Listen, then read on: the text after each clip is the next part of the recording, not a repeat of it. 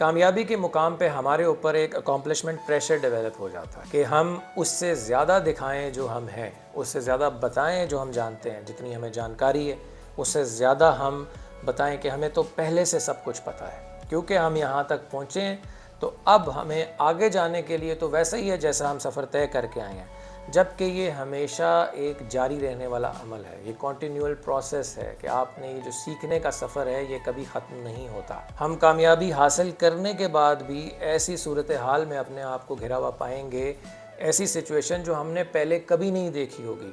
which we would have never encountered before۔ تو اس کو manage کرنے کے لیے ایک خاص قسم کی عاجزی ہمیں چاہیے، اور وہ عاجزی ہمیں یہ پیغام دیتی ہے کہ ہم اتنا نہیں جانتے، ہمیں بہت کم پتہ ہے، تاکہ ہمارے اندر اس کا سامنا کرنے کی ہمت آئے، سیکھنے کی ہمت آئے، اس چیز کو مینیج کرنے کی ہمت آئے۔